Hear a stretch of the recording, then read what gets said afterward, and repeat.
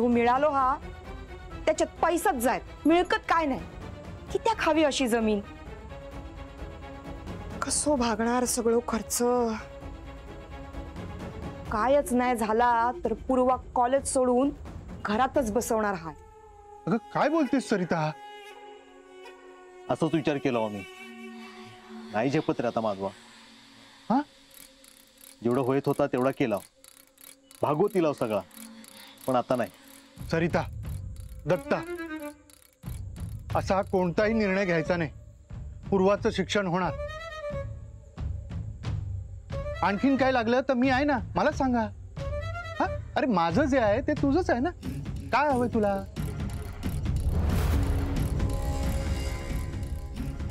तुझी जमीन देशील? एवढंच ना? ठीक आहे. मला तसाही जमिनीचा हव्यास नव्हता.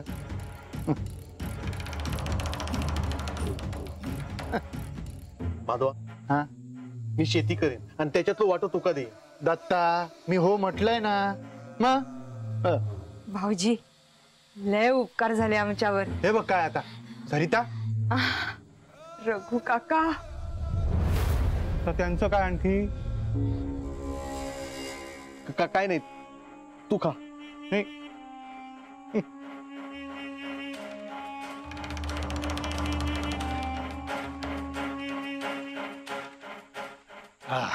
वा, अजून वेळ नाही नको, हे देवा.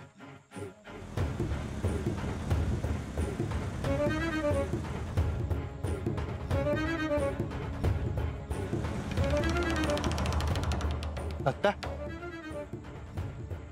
कोण लिहत? चल बघूया कोण होतं.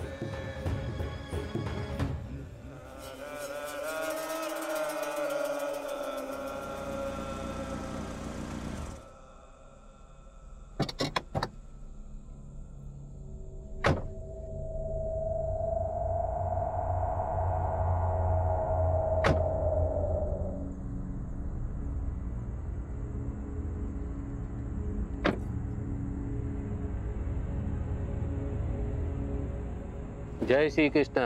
हा, नमस्कार. आपण कोण? હું જતીનભાઈ आणि हे माझ्या वाईफ कुमुदबेन. अच्छा. नाईकनी वाडी आज छे ना?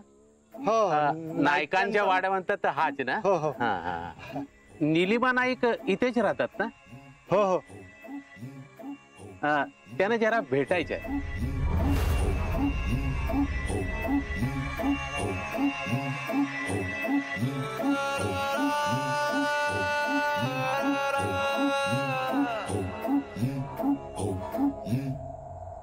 आत येवा बघू तुम्ही. आत येवा. हा हा, बस आहे.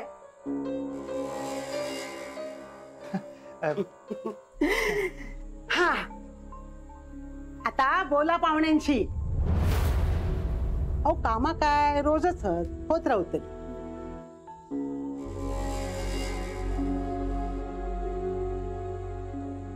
हे काय? ते जरा नाही नाही, आले लक्षात, आले लक्षात. आम्ही निघते आता. अहो पण थांबा. ना ना, आम्ही लोक सिटीमा रोकायला छे. नीलिमा मॅडम आले ना की कळवा आम्हाला. ती नाही येणार आहे आता. येऊ केऊ, ते नक्की येतील. आमचे खूप महत्वाचे काम आहे त्यांच्यापाशी. हो, तुमचं काम काय ते सांगितलं असतं तर मी तिला मेसेज दिला असता ना. नको, ते आल्यावरच बोलतो आम्ही. हा, येतो. अहो ऐका बरं. नाही, येतो आम्ही. बरं, मी येतो तुम्हाला सोडायला. चला.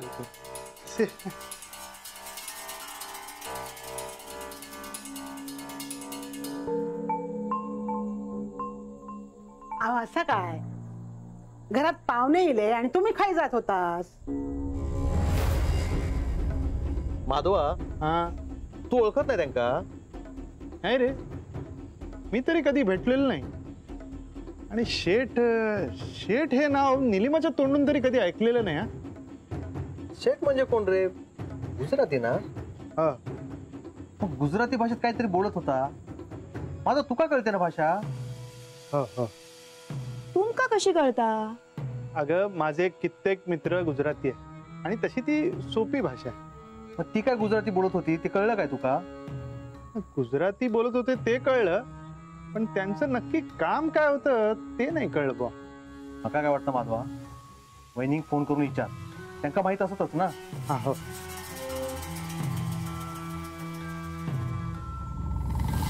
शेवंत आहे मी या घरात, माझी जागा मी मिळवीन.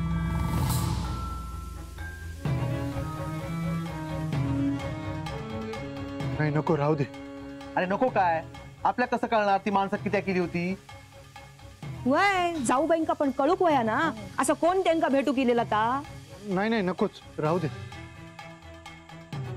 वहिनी रागवलीत म्हणून फोन करत नाही काय? थांब मी करतोय. नको दत्ता राहू दे.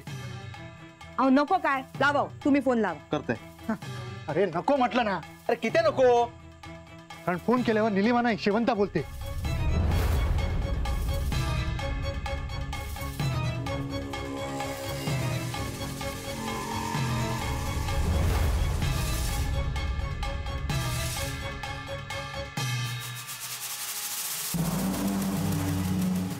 काय बोलतास भाऊजी?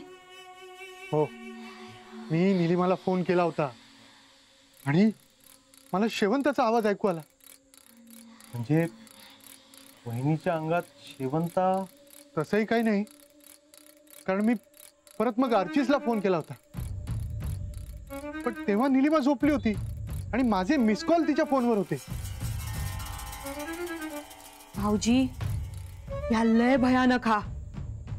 हा शेवंता पाठ सोडत नाही हा. तसंच काहीतरी दिसतंय. म्हणून म्हणतो आर्चिस आणि निलिमा सुखरूप व्यवस्थित घरी पोचले पाहिजे. माधवा काही काळजी करू नको, दोघां नीट मुंबई पोहोचते. माधवा काय रे, कोण इली होती ही? आमका काय माहित, अशीच इली होती. तुका माहित असलं तरी तू सांगशील खेका माका? आमका काय मिळणार लपून, अशीच आली होती कोणतरी.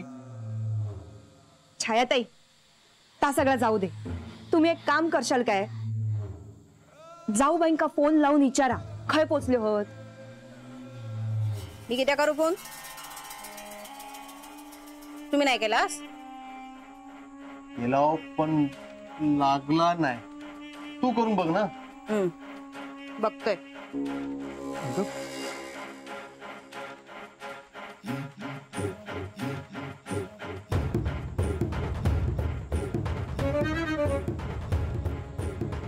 लागला काय फोन? आवाज येता हा? नाही लागणार.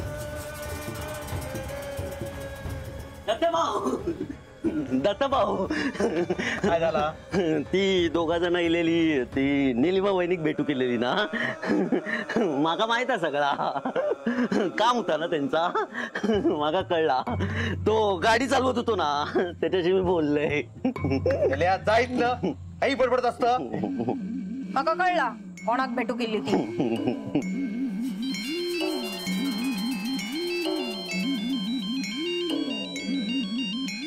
कोणाचा फोन आहे? निलिमाचा आहे का? नाही नाही, कोणाचा फोन? माका काय माहित, असलो कोणाचं तरी. या माणसांचं काहीतरी काम होतं. काय होतं? निलिमाला फोन केला तर आली ना की सगळा घेऊन जाता. एका तो जीव पण गेलो होतो. ह्या अवलक्षण हा काहीतरी संकट आहे त्याला घरावर. आता गेली हो.